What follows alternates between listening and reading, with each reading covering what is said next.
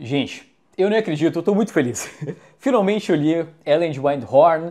Bom, se você acompanha esse canal, me conhece, eu tenho muitos motivos para estar com grande hype para ler esse quadrinho.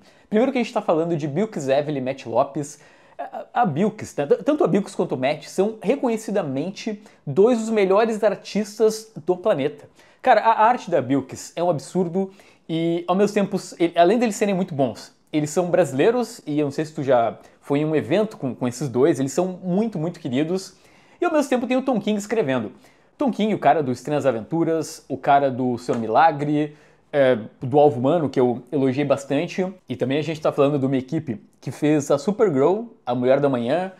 E, pô, é legal ver essa galera indo fazer um trabalho solo, né? Indo brincar com os próprios brinquedos e não, beleza, vamos atuar sobre as ordens da DC Comics. Não, a gente vai criar algo nosso e aí nasceu Ellen de Windhorn, que, se a gente fosse definir num primeiro momento, é uma mistura do Mágico de Oz com Conan. Isso tá na sinopse oficial. Tá chegando então no Brasil pela editora Suma. O lançamento acontece no final desse mês, porém teve um pré-lançamento no Anime Friends, e foi assim que eu consegui essa edição. Quero mandar um abraço pro meu querido amigo Quadrinhos do Virto.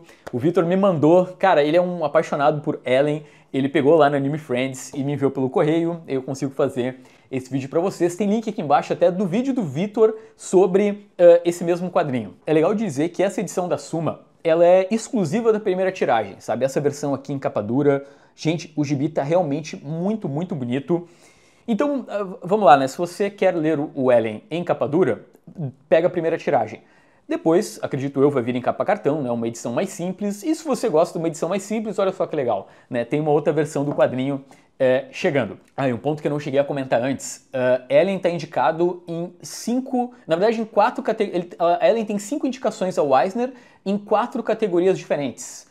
Estamos na torcida, San Diego Comic Con é no final desse mês, então talvez o quadrinho chegue para os leitores já premiado. Eu acho que é importante alinhar a expectativa de todo mundo, porque essa é uma publicação que ela não é de super-herói, no sentido de que não é tudo baseado na ação. Logo, claro, tem ação em alguma quantidade, mas tem muito mais texto, é muito mais denso, é muito mais sobre o crescimento dos personagens do que sobre lutinha.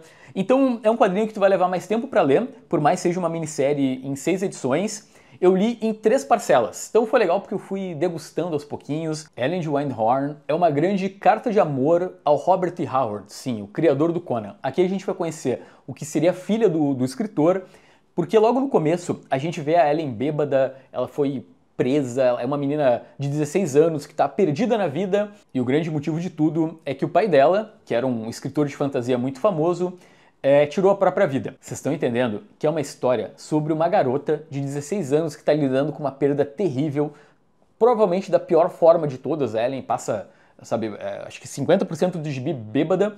E aí a Lilith, que é uma... eu não lembro o termo que eles explicam aqui, mas é uma espécie de cuidadora.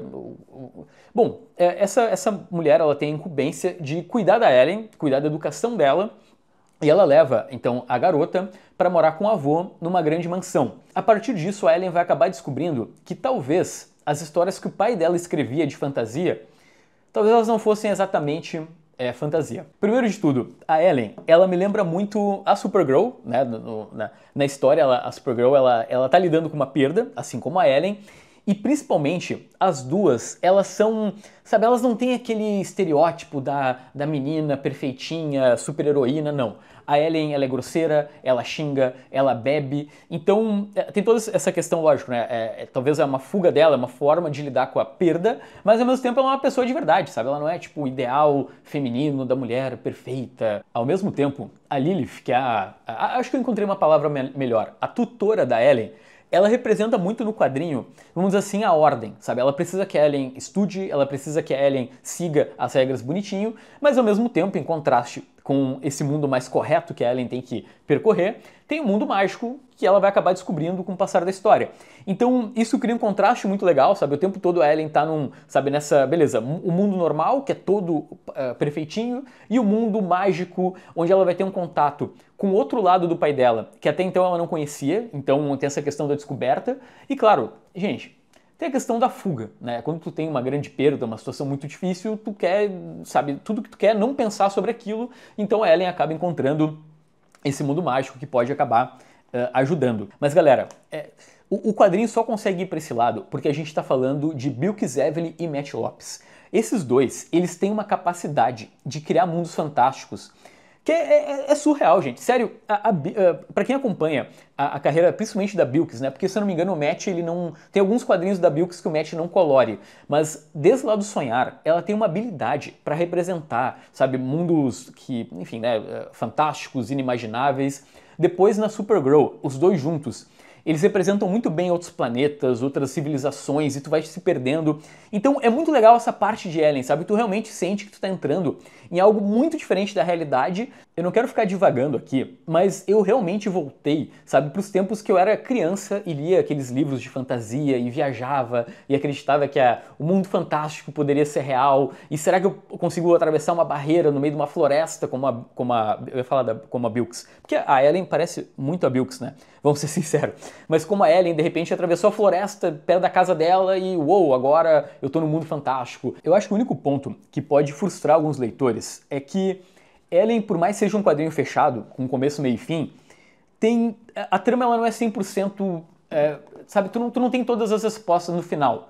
Isso, assim, é o que nós como leitores às vezes temos que...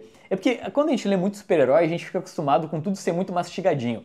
Ela é uma HQ que eu acredito vai ficar na minha cabeça, eu terminei de ler hoje, então não tem como ter essa percepção, mas tem aspectos ali que ficam realmente pro leitor, talvez, conjecturar o que aconteceu, por que aconteceu, mas a mensagem principal do quadrinho, que seria o objetivo, né, da história que está sendo contada, tá bem claro, assim, a gente entende o que está sendo dito e fica esse gosto de, beleza, o que será que aconteceu exatamente? Gente, as últimas partes aqui, tem umas frases que são de cortar o coração, sabe? É algo realmente muito bem escrito.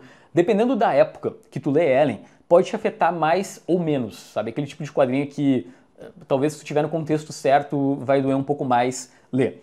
Bom, a edição da Suma, ela tem alguns extras e é legal porque tem uns textinhos da Bilks explicando um pouco do processo criativo, tem o sketchbook dela e ao mesmo tempo vão ter algumas capas alternativas, tem Gabriel Alta, tem Jill Thompson, Greg Smallwood, Walter Simonson, tem uma galera muito boa fazendo as capas variantes. Mas, gente, é isso. Ellen de Winehorn é uma baita história sobre luto, sobre legado, e se tu é uma pessoa fã de Conan, talvez tu pegue mais referências do que eu, sabe? Eu consigo enxergar que sim, em certa forma, é uma carta de amor a Robert E. Howard, mas talvez se eu estudasse mais sobre a história do cara, eu conseguisse pegar mais detalhes ali, né, escondidos na trama. Mas, gente, é isso. Eu tô feliz, tô satisfeito, sabe? Porque, cara, o hype era muito grande, como eu falei, sabe? Os artistas eu gosto, eu gosto do Tom King, o Gibi tá concorrendo ao Eisner.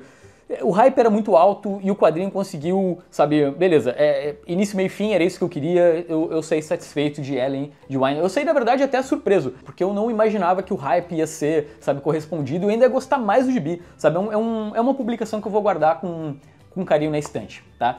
Lembra de apertar no botão do like, eu sempre esqueço de pedir isso no começo do vídeo e foi muito bom ter vocês por aqui, tá? Valeu, valeu.